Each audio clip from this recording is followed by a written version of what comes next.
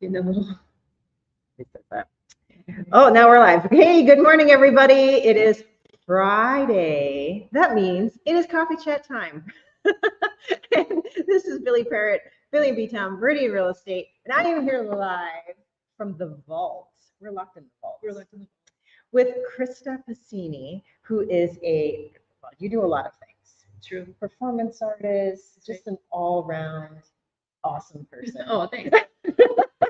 So I will let you introduce yourself, Okay. Give us a little bit of background of who you are, in case those people out there do not know who I am about. So I think it's always kind of changing the description, and I find lots of different words just depending on where I'm landing. But right now, with this project, I'm holding pretty much nearly every art practice I've ever had in my lifetime. Oh. So I would say like interdisciplinary artist, performance artist for sure. I always say my first art language is dance. So I grew up doing ballet, and so that's obviously evolved into more contemporary dance as we've had years on stage together doing performances, and even we built some pretty cool things together. Heck yeah, we have. Yeah, and yes, I used to dance with you in Mexico. That's right. Originally. That's how I met you. That's right. Yeah. So we have some history in dance, and then I've slowly just started to work with sound, with spoken word, with poetry, and now I'm kind of moving into more installation based. I think I'm always interested in how a space can inform something. I think when we work with performance, obviously the stage helps the audience have an experience, but then if you do an installation, it just lives that way the whole time. And so then what kinds of ways we can create space to inform a story or to inform a mood, or in this case, I'm inviting audiences or patrons coming into the space to contribute to the installation. So that's kind of what this is about, what I'm about. I can say a lot more, but I don't think I need to. So as you can see, there's a lot of Post-it notes behind us. So your project is called Stuck on You, or tell us what your project's called. So I have the general term called the Post-it Note Project because it's just been called that for so long. So that's kind of its working title. But then I consider it like when you go to the dentist and you see those mobiles hanging from the ceiling, like the mobile underneath that one, there's a project called Note to Self, which is this Post-it note. So the Note to Self installation is this growing social sculpture is what I call it. So it's like this idea that we're creating all of these notes that we say to ourselves that we want to remember, and what's the collective consciousness of that, and we've made poetry with that and things like that. And then the other mobile piece that's hanging down from that is the Stuck on You project, which is the performance part of it. And so that's monthly performances that I've built as like a chapter story. I'm calling it performative post-mortem memoir. Oh wow! Say that fast 5 times.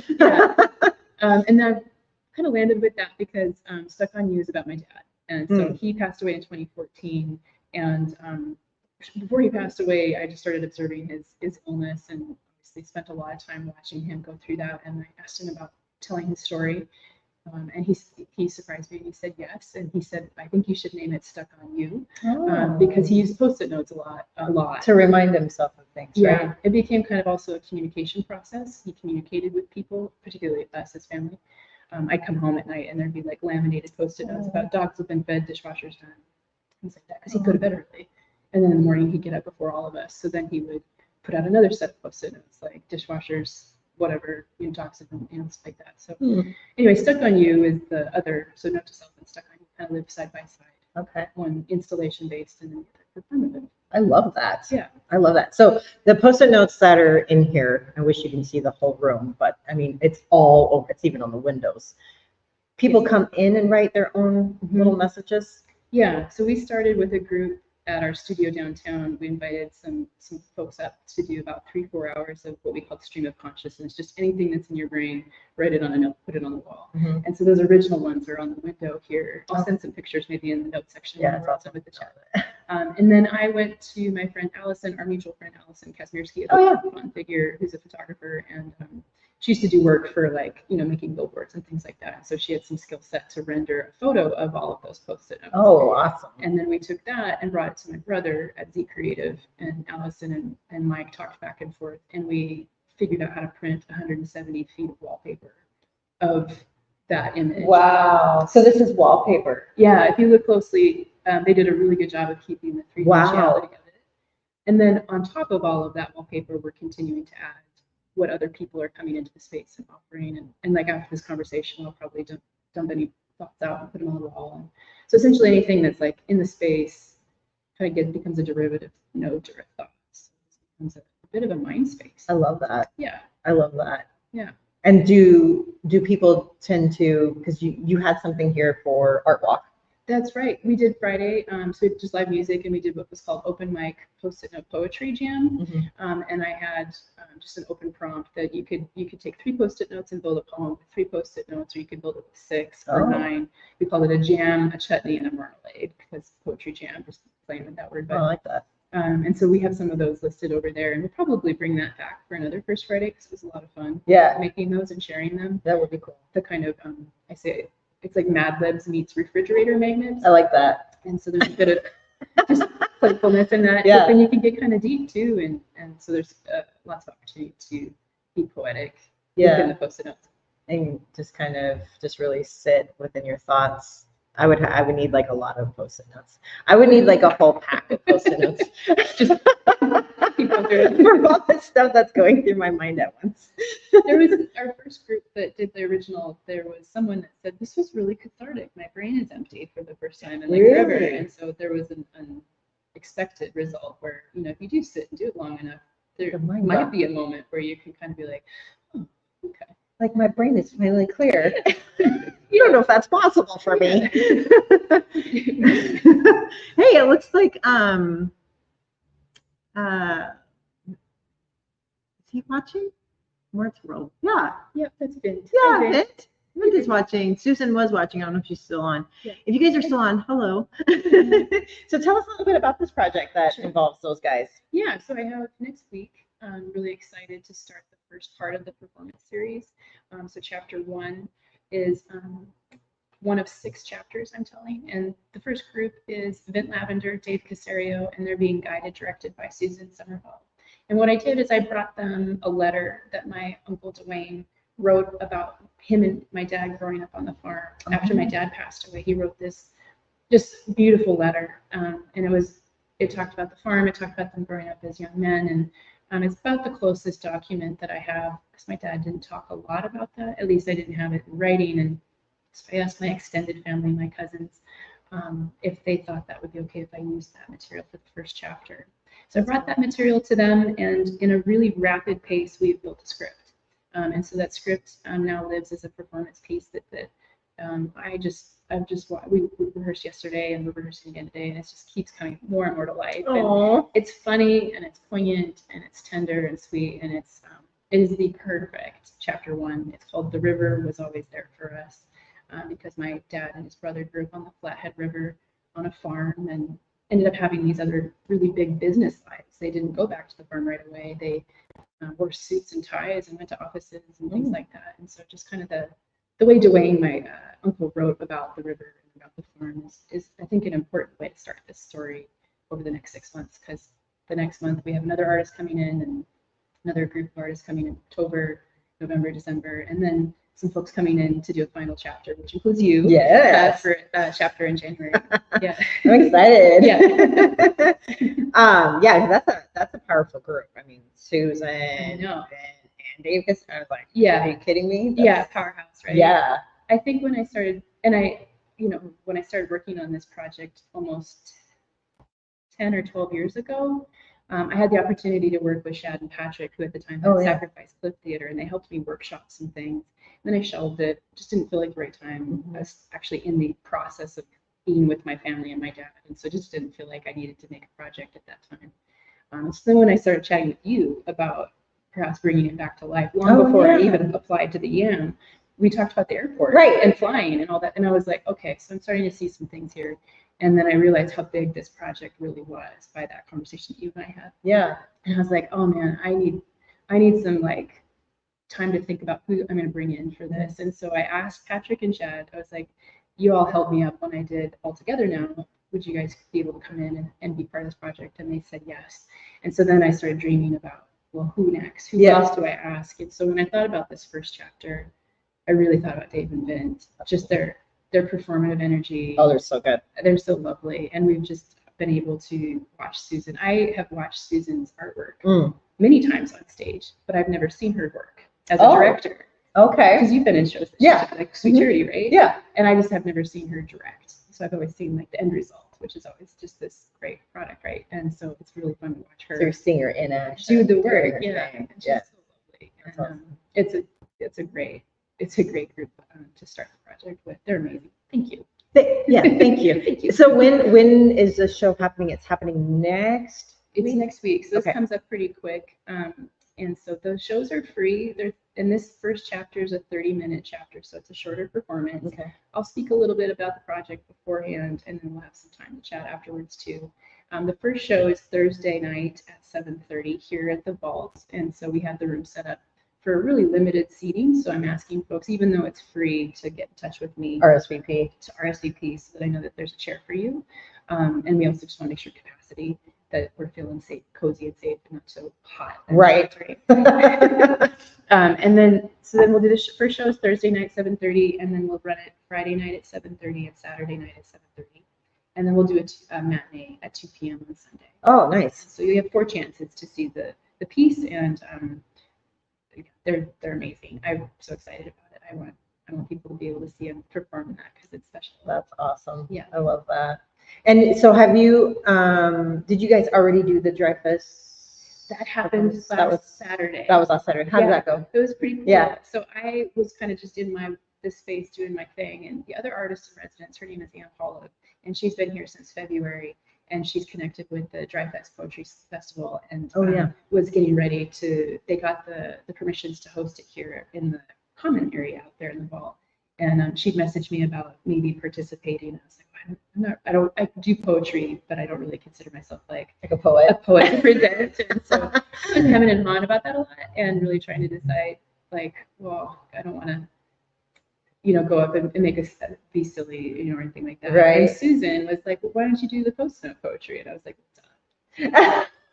So we went, and Mike and I participated in that, and that was really amazing. We had full capacity. There was standing room at a certain point for that event, and they had a food truck out there that I had never heard of before. It's like Yummy Tummy something. Wherever you are, that is such good food. What kind of food is it? It was like Asian, like orange chicken, that kind of thing. But the rice was so good. You like the rice? But that event was really fun. I enjoyed it a lot. There was, I think, there's more than 15 poets, I think. Wow. Yeah, it was really great. It was a fun awesome. event to see this place activated like that, and great poetry. That's awesome. Yeah. I love that. Yeah. So tell us a little bit about more events that are coming up after next week. Sure. Because you've got constant things happening in this space, right? So I'm working on this idea of just accumulation and progression, that you can come to this space at any point over the next 6 months and experience something, but it's always going to be in change or in flux. And so this month, August, is really about the farm, as I mentioned, that chapter with my uncle's letter about my dad growing up on the farm. And so we brought in wheat from... I saw that. Yeah, so each month the installation is going to just have a little layer kind of coming in that adds to the space. And so this month, the first Friday was about poetry, just kind of living in that kind of poetic, nostalgic place. And so the performances for that will be next week and end that Sunday. And then we're going to get ready to change the space for September. And in September, we have a guest coming in at the end of the month. His name's Jeff Medley. He's out of Missoula, an actor, and he'll be performing the next chapter of Stuff on You. Okay. But before that, we're going to do, I keep calling it a palate cleanser. Like all the time, all the first Fridays are kind of considered palate cleansers to the performance work. And so those are open evenings with kind of a themed connection to the performances. So September's first Friday, which I think is 6th. I think it's September 6th. We're doing a Score 4 tournament. And Score 4 is a game that came around in the 60s. Oh, is this the game that you have there? here? Yeah, I can show. Let's check it out. She's like, can we play a game when we're doing Coffee Chat Live? We don't have to play it, but I keep having folks be like, I have no idea what you're talking about. This game doesn't make sense to me. This game is really simple to play in a lot of ways. It's like a 3-dimensional tic-tac-toe board. Oh. So you're just playing to either get a 4 up or on a diagonal or lacrosse on any of those levels. Okay. And so it's a pretty quick game to get into and play. My dad played it a lot. I think he might have even played it competitively. Like it was kind of Really? a chess situation back in the 60s. Where do you get some? I don't think they make them anymore. I was gonna say I've never seen this. This is from the 60s. This isn't an It's okay. This is authentic. Vintage game. Vintage. I And love so, that. I think I saw like Etsy or eBay, they're selling them for hundreds of dollars. Which Really? blows my mind. Wow. But my spouse Mike is making 6 boards. I was gonna say you could probably make this. Yep. So Yeah. he's making gorgeous ones with I think he's got maple and mahogany, and I can't remember all the hardwoods that he's making them with, and they're all different colored beads and things like that. That's so he's cool. making a total of 6 boards for September 6th. And so we're looking for 12 competitors to play. You don't have to have played before, I promise. You will swing in just fine. And I can certainly post directions about more details about how to play it. But we're looking for 12 competitors because we want to play kind of a playful tournament. Oh, that'd be fun. With music and things like that. So my mom is really into sports, and she made a bracket. So Stop. you can play to win. So, I love that. There's even a consolation bracket that my aunt Lynn helped kind of formulate for 12 players, which was a little tricky. So That's cool. you can lose, I think, up to twice and still come back and win the whole thing. And if you win, you get a board, one of the boards from Mike. Oh, nice. And then a chance to play the reigning champion. So we have a final boss. We have a final boss of Score 4 that you can play to unseat them for the championship. Okay. And we'll be revealing more information about that final boss too. They have been practicing since they were a kid. They grew up playing Score 4. Oh, wow. And It's called Score 4. it's called Score 4. Okay. Yeah. And so we're going to have fun on the Saturday the 6th playing that Score 4. And so I think some of that kind of dry humor and playfulness and just that quirky performative quality is coming into play even on the Friday. So even though the performance is later in the month, our proper formulated performance environments, the Fridays also have a little playfulness to it too. So, I love that. Yeah. That's fun. Yeah. And do you find that lately in the Billings community, like art is really just rising to the top, like different types of art? Yeah, I think so. I was chatting with, maybe it was Dave or Vince or Susan. Maybe I think anytime I'm chatting with art folks, we've all been around watching the scene a lot. Yeah. And I really I always feel like theater and the more performative arts come online the last, with like the last several years when everything quieted down. I felt like music came back quickly and, these other things, but the performance arts come back a little slower. And there's, I think, a lot of different reasons for that. But as I've been watching this kind of renaissance, so to speak, happen, or this bloom happen, there's another generation, particularly when we got to watch the poetry. Oh, yeah. Like watching that there's folks coming up, and I think about like when we were doing Church Support, we were all in our, I think, like late 20s, I think, right? I don't even know. It was just like a little bit ago. I felt like I was really old. That's all I remember. Yeah. Physically, you want me to do what? Yeah, it was. I always say it was like a rugby team. Like, we did not. We were very. Stop for anything. No, you got a concussion. Yes, right? You did too. And I did too. All on the same stage. Yes. Mind you. Yeah. At the Babcock Theater. Yeah. Is it still called the Babcock Yes. Theater? Okay. Yeah. So I'm certain that stage is cursed. It's so tight. I think some of the staging gets compressed. Maybe. That's my theory. Maybe that's what it is. Yeah. But there's also that wonder, like, what is it about that one downstage corner? Yes. Because is that where yours happened too? Both of them. I didn't know that. That's crazy. Yeah. So tell us a little bit about what happened with your concussion. Oh, let's do concussion. Yeah. Because here's the thing. I think people that are non-dancers, they don't realize how physical dance is. Absolutely. When I was doing dance arts education, there were dancers coming in and out of injury and talking with or kind of through them about what the physician's recommendations were and stuff. And I remember one parent, their child was injured and they got clearance from their physician to start dancing again. And the parent pulled the video up of the solo or whatever they were going to be doing. And they said, so is this okay? And then the physician's face just went ashen and he was like, that is absolutely not okay for recovery. Like, I didn't realize that's what you were doing. Like the amount of movement in their mind, I don't know. Yeah. But it was like, oh, that's not going to heal then. He's probably thinking, oh yeah, a sprinkler, no big deal. That's fine. The lawnmower movement. Yeah, easy things. It's a strenuous. It's an instrument. Yeah. And it can break down. Yeah. Yeah. So remind me what happened With your, mine? yeah, what went down? So I had two. I would say I got one coming into the company and I got one coming You out. got two? I got two. Oh my Yeah. God. So this little one, Oh, I take good man. care of it as best I can. Yeah. But the first one was our opening season, our first year. There was only, I think, 7 of us. So we were back-to-back performance. You know, there weren't any breaks Right. in terms of catching our breath and things like that. I think we rehearsed really late the night before. We were back that morning to do a rehearsal before a matinee, I think. And so I really felt like probably I was sleep deprived. Mhm. And I think there was something where we didn't have the dressing room access. So we were like changing in that back Oh, hallway yeah. where there was like a restaurant. Oh, And yes. so I had like a little bit more anxiety about like and things. And I remember, I'm trying to remember. Yeah, so I remember that I didn't change fast enough to get like the shorts on. Oh, no. And so I was doing a rehearsal, and obviously I didn't need to perform full out, but in my mind I was like, well, what if this was the performance and Yeah. I got a thong on under a Oh. skirt? And I was like, oh, I would have died. I think Yeah. I would have just ran off stage and just left everybody to defend themselves. So anyway, I was busy thinking about that. Yes. As you do when you're dancing, Yes. you're thinking about a You do million think things. about other things. Yeah, that I was is just true. so like in my head about stuff and Mhm. tired. And there was Allison and Heather were supposed to come and grab me for just a little backwards somersault flip thing. Like Uh-oh.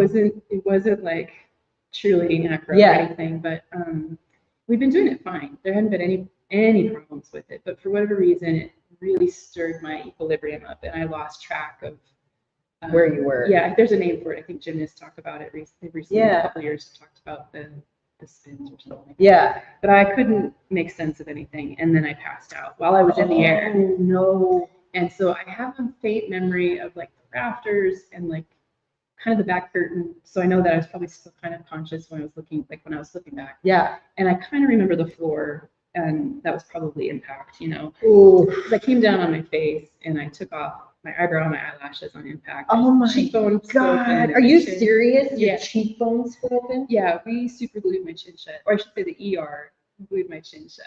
And I had a broken toe and a really Oh my back. word. I like essentially came down like a scorpion tail. Oh, yeah, yeah, and yeah. Compression. And then when the compression released, my toe slammed back down. It was a mess.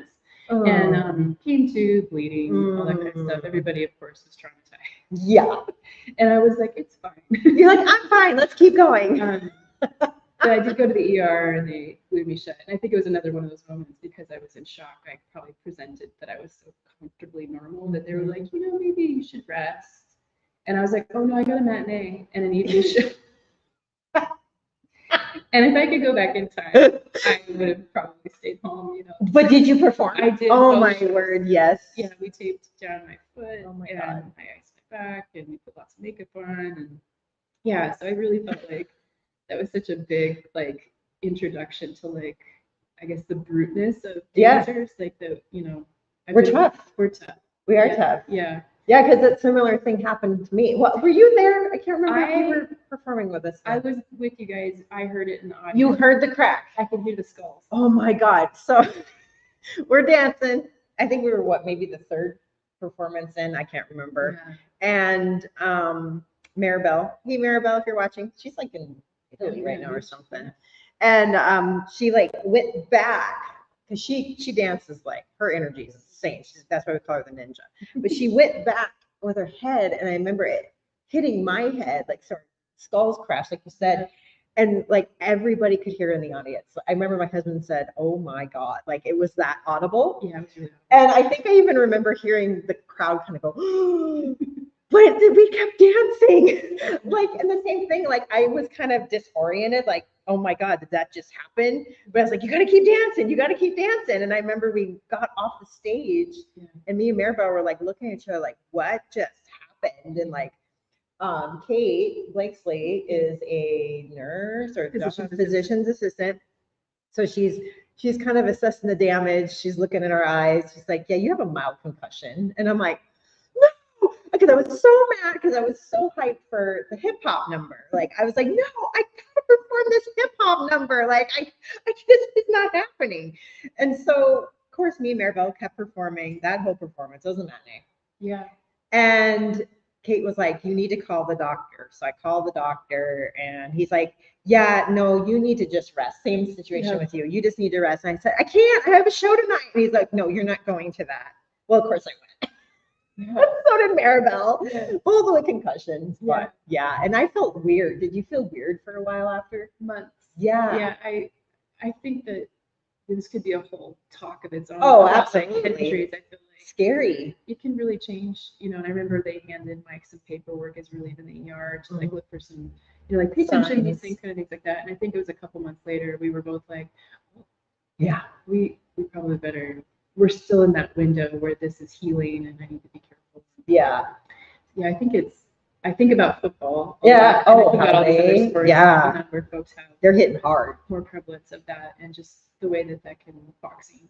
Boxing is a big one. These little things are we gotta take care of them. Yeah, you think that these are hard. I mean, they are, but you're slamming somebody else's hardness. Kate was dancing with you in that. Yes. And she said her reaction, being a physician's assistant, was to cup her hands like this and go underneath where your heads had hit, because she was certain that there was going to be blood. Are you serious? Yeah, she said she was like, I just am going to prepare for, because the impact sounded so loud. Oh, wow. So yeah, I'm so glad that I'm still here, but I might not be all the way there. No, just kidding. Yeah, I think about that sometimes too. I'm like, what happened? Yeah.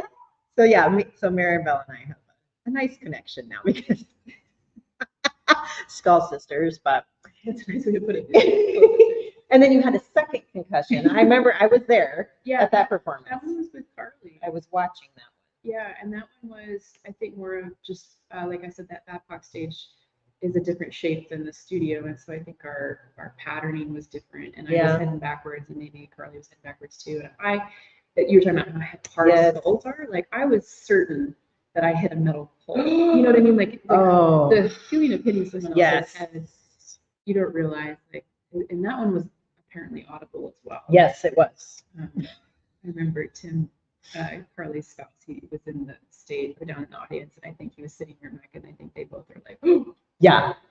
And I remember your eyes were not quite right when you came out to talk to people. God. I was like, are you okay? And you're just like, no, I was not okay.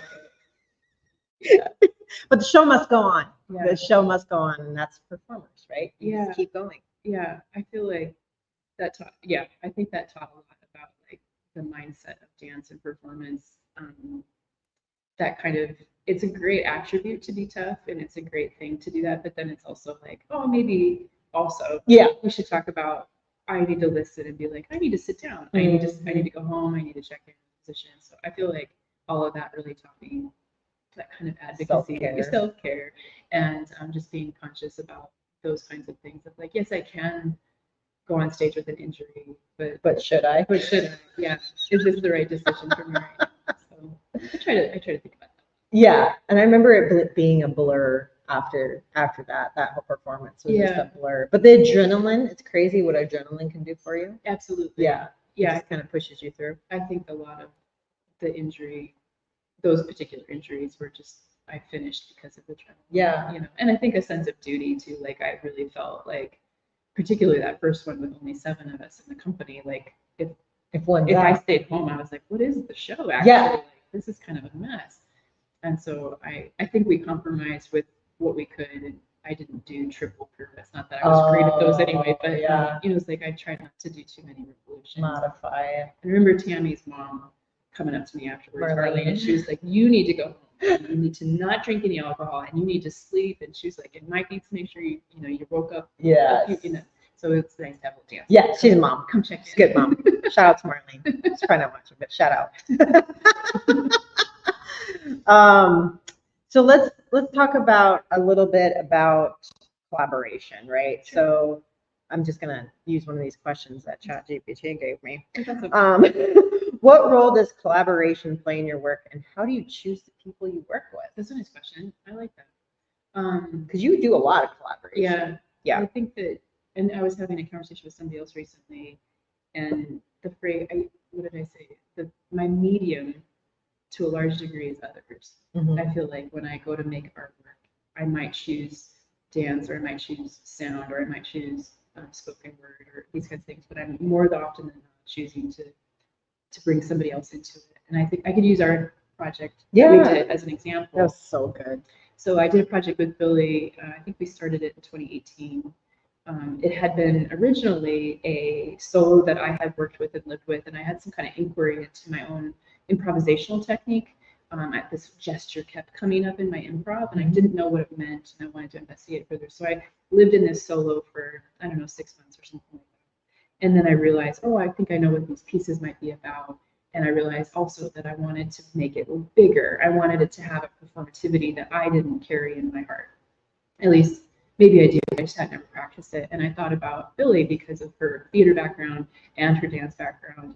And I was like, well, then this is something that I could take and give to you. And so then when I gave the project to you, it became a whole extra piece of information because we started seeing these kind of overlays with what the solo originally was. And so then we worked backwards to build ourselves to that solo. Yeah. And I loved how it became still the same conversation that I was having as my own little self in the project, but then the conversation became about what you were bringing into it in your narrative. But then I loved then the third part of it was then we brought that to an audience. Yeah. And then they were having experiences. Yeah. One of the things about that project that was powerful for me, and we've talked about several times, is how folks would come up, would find you after the performance, and they would tell you a story about their personal lives or something that had happened like that. And so that 1 to 2 to 3, where it's almost like a game of telephone.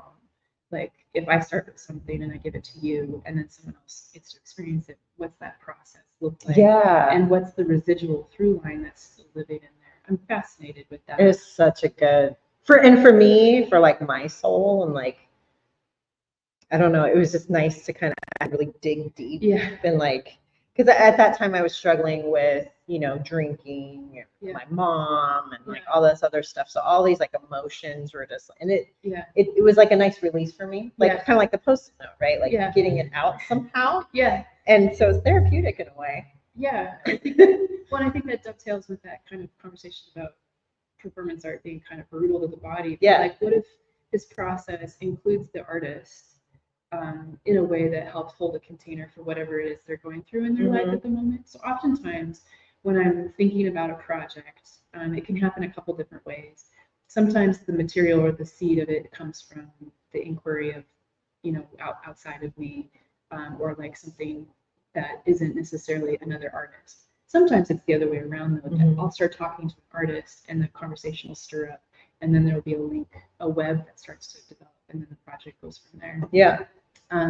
But I think one of the things that I started to think about is that I do tend to think and meditate on, if the project is starting to get formed, who in their personal lives, you know, feels like a good fit for that. You know, bringing people into a project that they may be personally experiencing something, not necessarily directly, because that can be really a lot, but something adjacent, like you said. Like, so the project that we built together was really this kind of like arc of women from the 1940s and 50s into this kind of more Martha Graham experience and conversation. But through it, like you said, you were having this other personal kind of journey.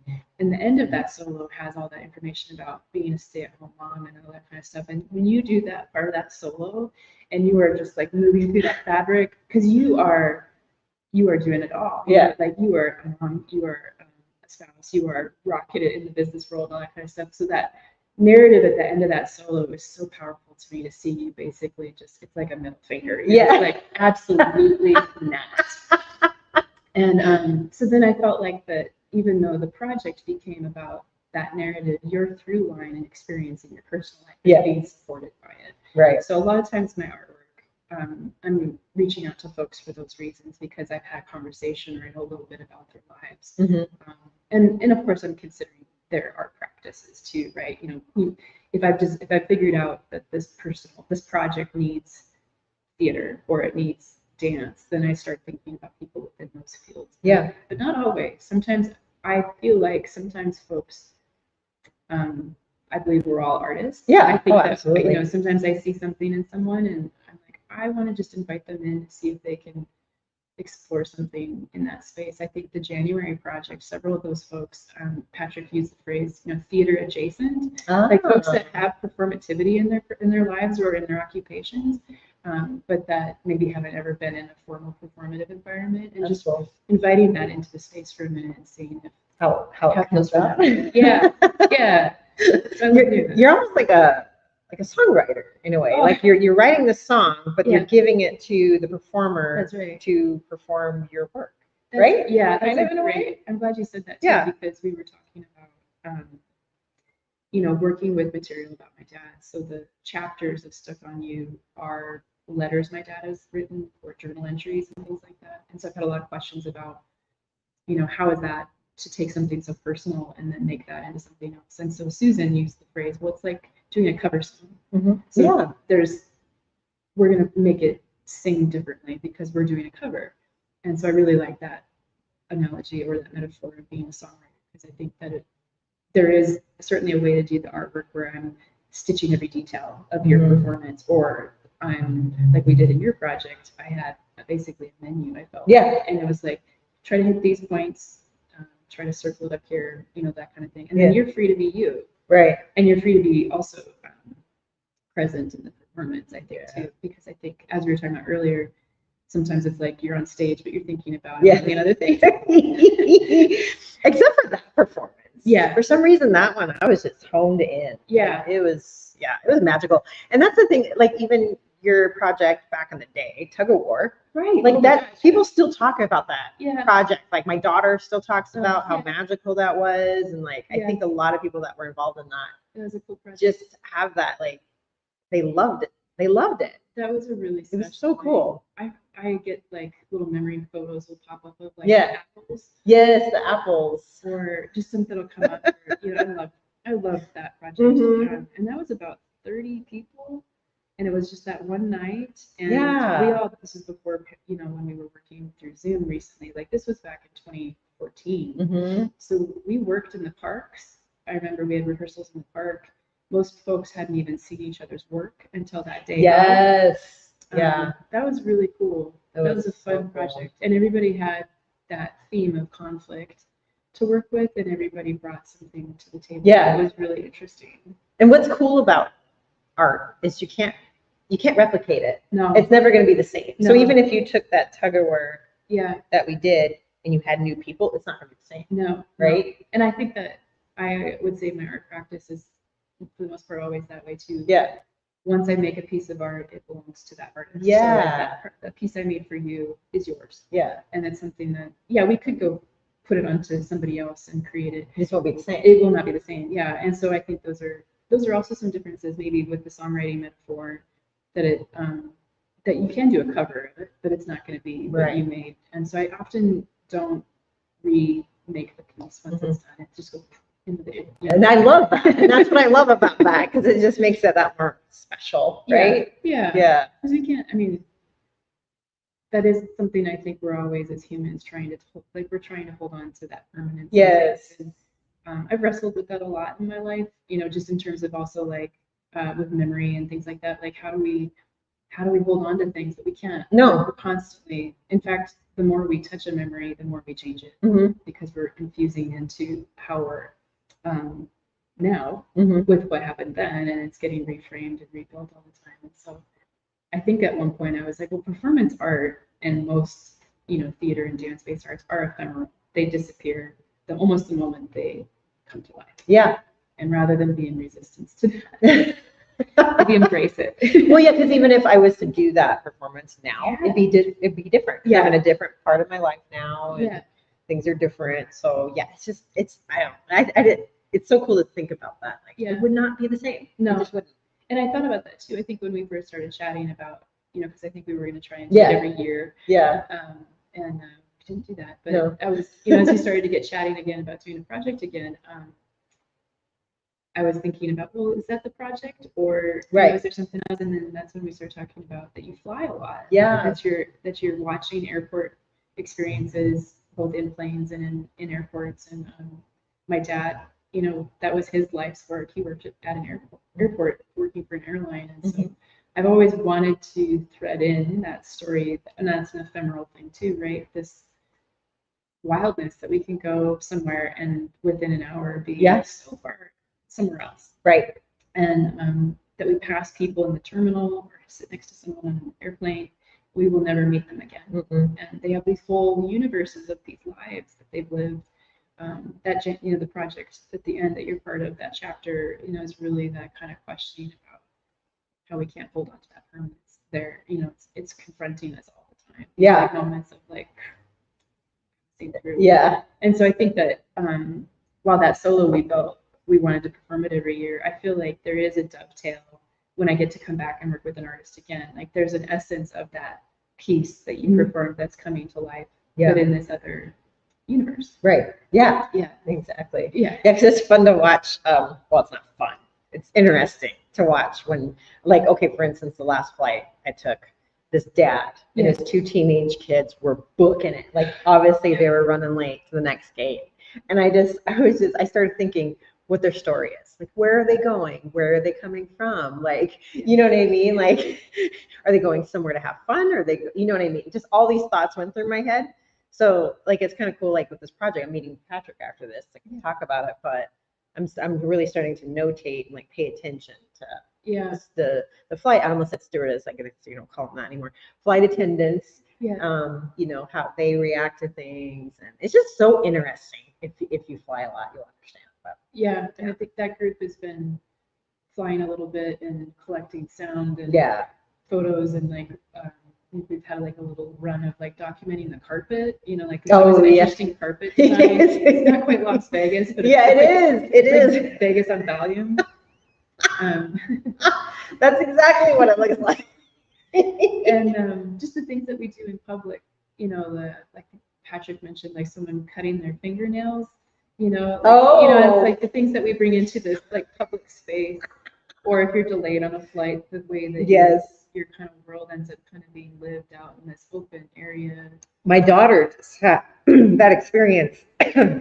She was flying home and her plane got diverted to Green Bay, which no idea they had an airport, and they do. And they got diverted there, had to sit on the tarmac in the plane for an hour, crying babies. Oh no. Finally, they get to Minneapolis and they completely canceled the flight home. So she had to sleep in the airport. Oh. And there was tons of families sleeping in the airport. She said it was like a community. Everybody was just, you know what I mean? Everybody's just like watching over each other and stuff. So that's a big notation that I like, that's kind of a cool idea. Yeah, there's, I think, as much as there's the tension and the like unfun part. Yes. There's a lot of humanity that shows up too, and I love chatting with the group about those kinds of moments too, about it's something we all experience, whether we like to do it or not. We all have kind of a touchstone with an airport experience, flight experience, or something like that. And there's something just so wild about this ability to get up in the air and be across the continent or across an ocean. And we were talking about like jet lag being like this form of like our souls can't quite catch up to that. Like it's like how do we possibly like take all of us, with ourselves into that like kind of weird feeling that we have at the end. It's like, oh, maybe we're not quite all together yet. Like it's coming a little bit more delayed. That's an interesting fun metaphor way to kind of play with jet lag. I like that. Yeah, I had severe jet lag when I went to Spain. Yeah. Like, whoa, I don't even know what day it is, what time it is, like what. I don't know how you fix, because you really have to kind of just shut down and reboot to that time zone. You do. And then but you're probably also feeling like I don't want to miss out. Yeah, exactly. Yeah. And that's how I am. Yeah. I have severe FOMO. Is there a pill you can take for FOMO? Dang it. Let's just talk about flying. So this project that we're doing in January is based in an airport terminal, not on the plane. Yeah, not on a plane. Yeah. So that I found very interesting. Yeah. And I was talking with Patrick about, as we built this, is like the before and the after of the terminal is where all the action is, right? Yeah. The terminal is like this professional waiting area, it is. And it's like a big waiting room. It is. Because that's all you do there is wait. And so what's the dynamic of looking at the stories, I guess, that would exist in that space, either in their individual silos or the overlapping of that. And so I love, where we're starting in August with the programs next week, and the river was always there for us. And then we're moving through these stories each month, and then we're ending with January, which that project's called Known Traveler. And so we have this kind of prologue and epilogue. And I think that the conversation having been that my dad would spend so much time in the airport, it was really his legacy, so to speak. He spent 20 years here running an essential airline. He worked for Howard Hughes for a while in the 70s in California, which it's so fascinating to me. They had the funnest marketing. We've been having fun collecting like old vintage. It was big yellow planes, and they tagged themselves the top banana of the West. The top banana? Their planes were like big bananas in their graphic marketing. Oh, that's cool. Yeah, but it's fun. Howard Hughes wasn't, I don't remember, they don't describe him as like a playful person, but their marketing department was apparently stellar with creating that kind of stuff. But so my dad had a lot of experience. Just, I think I was talking with Sonia, who's a part of the project too, about we don't think about the people behind all of that, but they're in the offices somewhere in the airport running and looking at all that. Mm-hmm.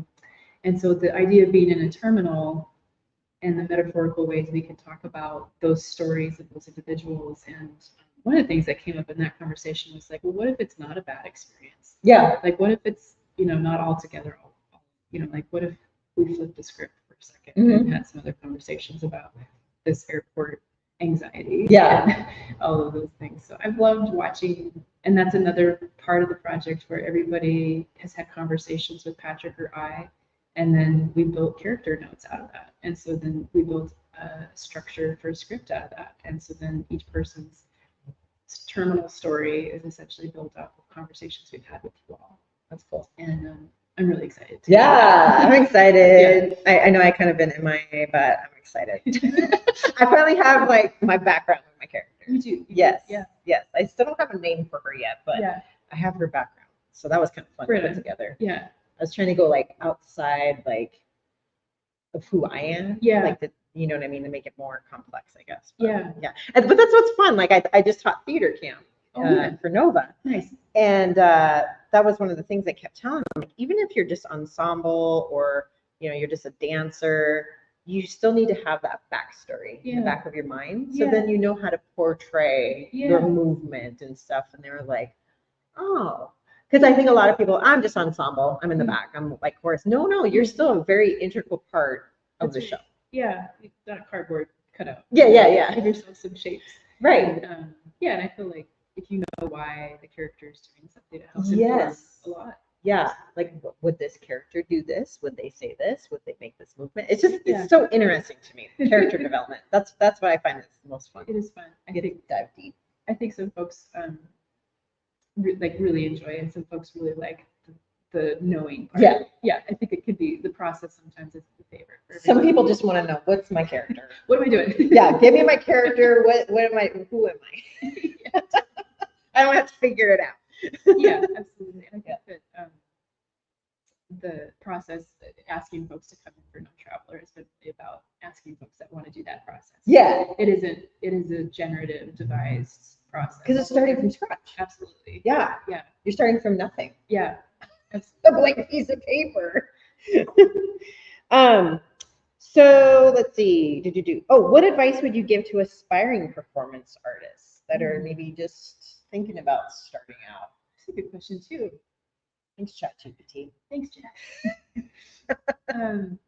Well, I don't know that I landed with performance artists right away, and that was something, I think that was a journey for me. So I think maybe the first piece of advice would be to to take some time and kind of think about how you show it creatively. Like, what are the things that you like to do in your personal way that make storytelling or whatever it is that you're trying to bring into the space. Not all performance art is story-based, but like you said, there's always subtext or construct behind something. So there might be some reason the why.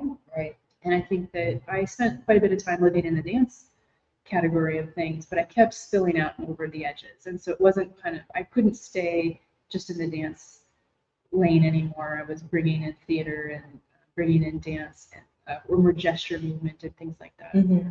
And so I think listening to, maybe you have a medium that you're working in, like maybe you're a theater-based artist, but you find yourself wanting to go into dance. Well, maybe musical, but maybe there's this other genre that's not as like tight knit. More improv. Yeah.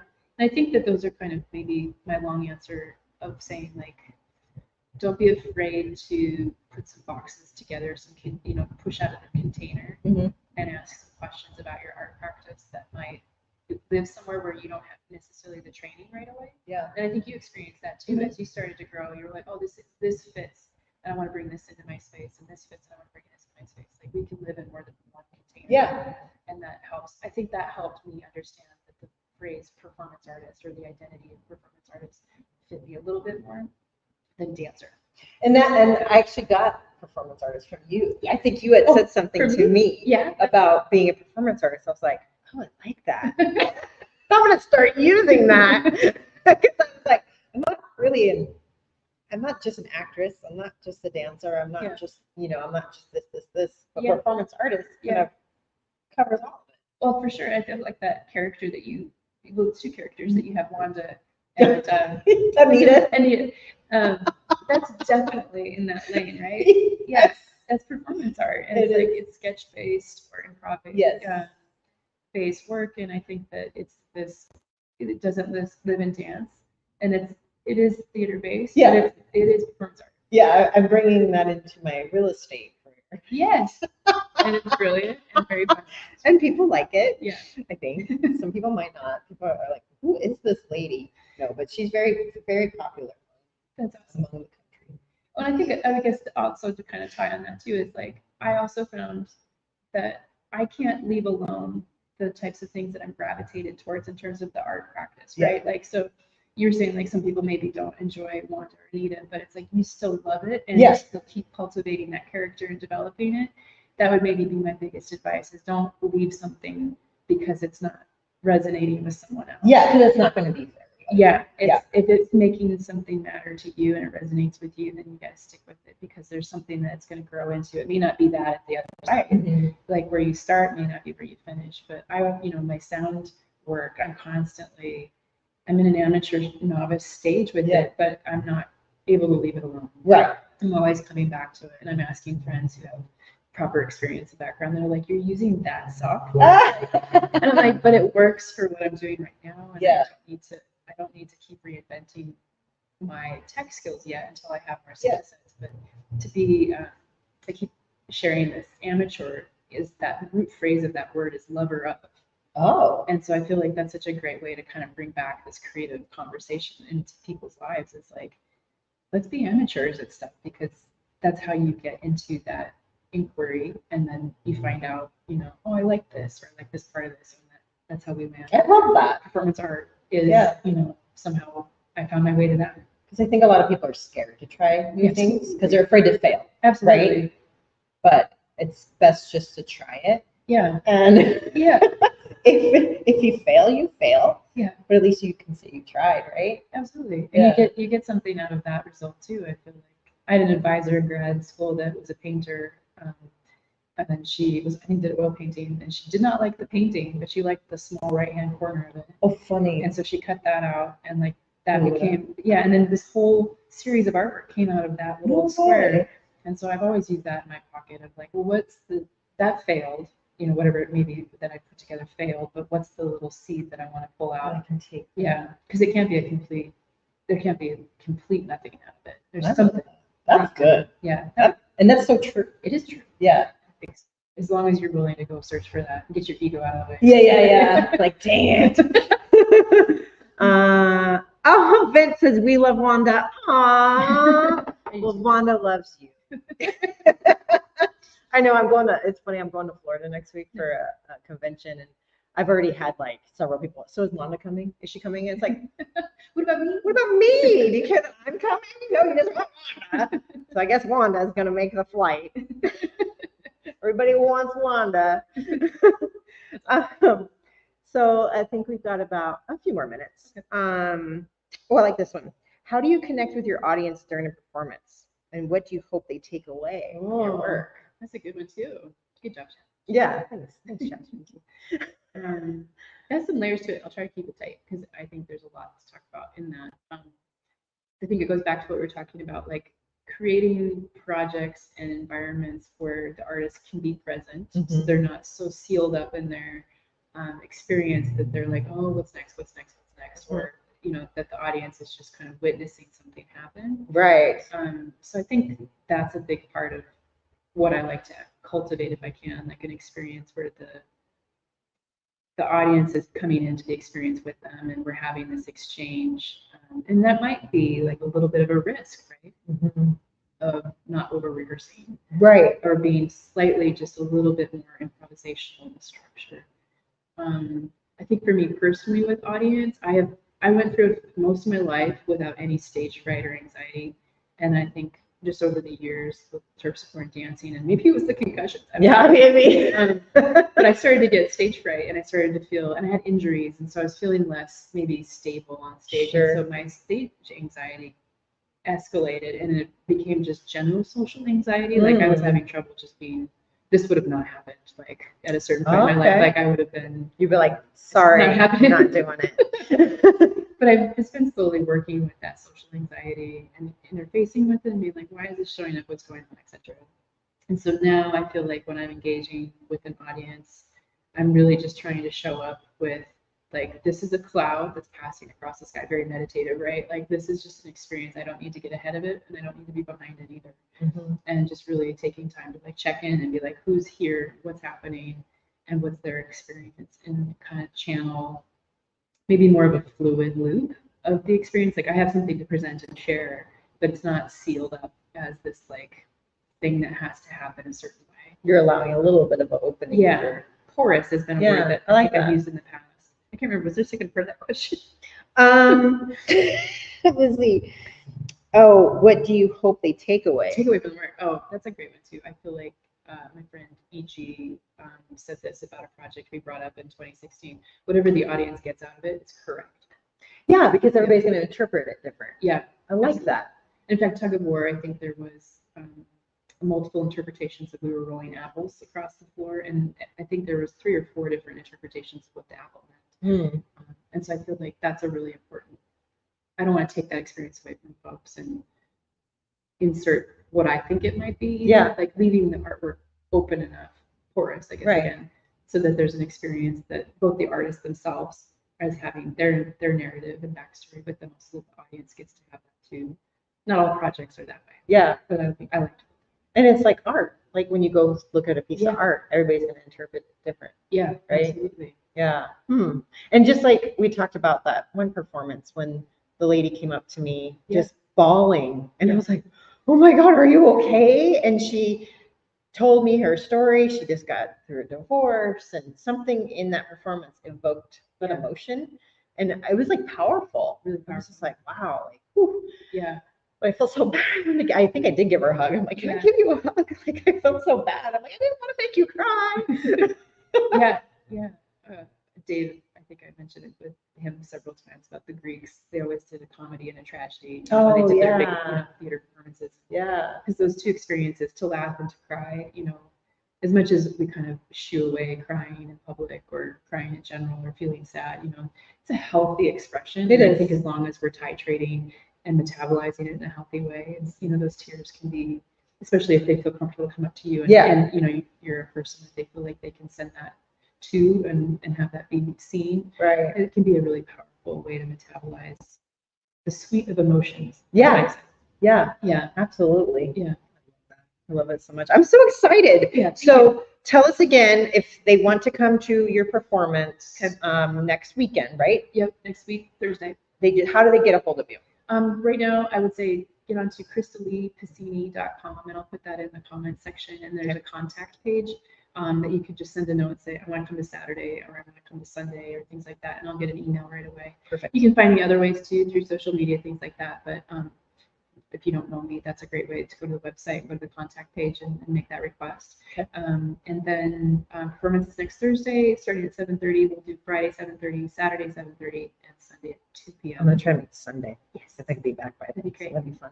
And then September 6th is Score 4. Please consider becoming a competitor for Score 4. Travis is watching. He would probably do it. I think I might have gotten. Is he doing it already? I can't remember. Travis, this is you right here. You and Maki. I can totally see it. I think, I think the burgers are gonna maybe try. Oh yeah, the burgers. Yeah, I could see that too. But yeah, we'd love to have about 12 people to make it a proper bracket, so we could compete for the evening. It'll be about 5:30 to 8:30. That'll be fun. Performance next week, first Friday, September 6th.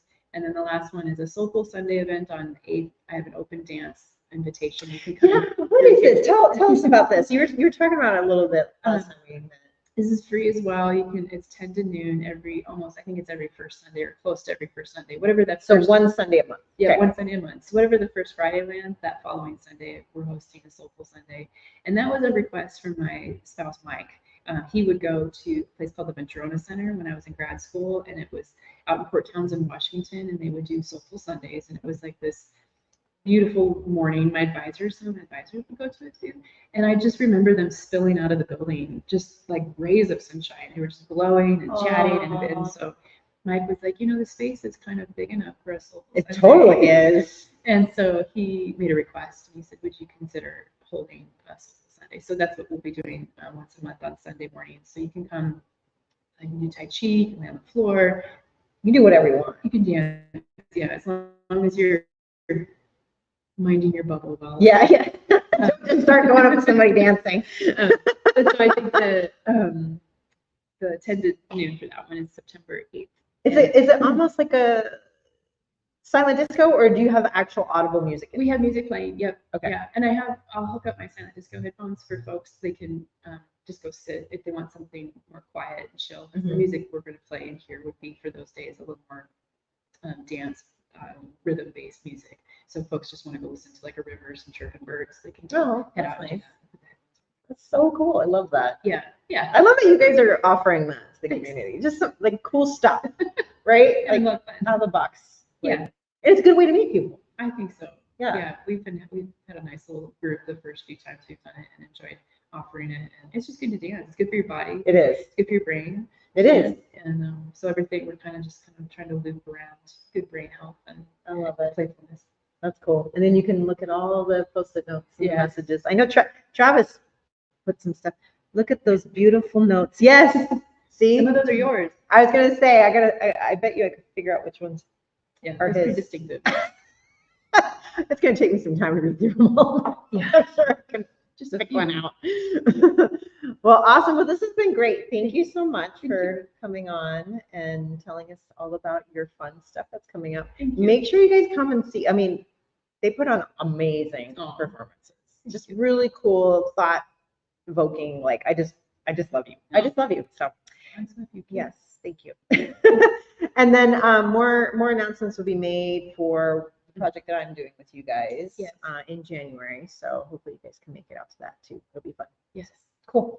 Well, thank you so much, Krista. And again, we're at the vault. If you don't know what the vault is, it's right behind the YAM, the Yellowstone Art Museum. It's actually part of YAM. It's just a really cool space. So come and check it out. Follow her on Instagram and Facebook, and we'll see you later. Thank you. All right, we're going to end the stream here, and it's going to take a minute. So I always sing.